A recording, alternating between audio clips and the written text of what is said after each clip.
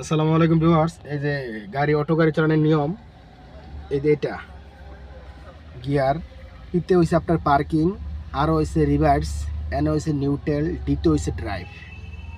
D এর মাঝে 5টা গিয়ার, এটা শুধু অটো চেঞ্জ। এটার মাঝে 5টা গিয়ার হবে, এটা অটো চেঞ্জ কয়।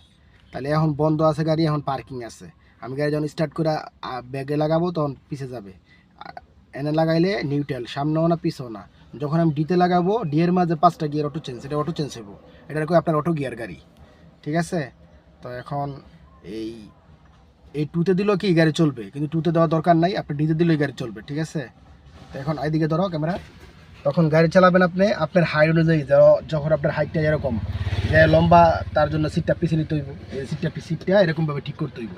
আর যদি আপনি হাইট যদি খাটু হয়, তাহলে সিটটা কি হবে, সামনে নেবেন। হ্যাঁ, সামনে নিয়ে সিটটা ঠিক করে পরে আপনি কি গাড়ি স্টার্ট করবেন।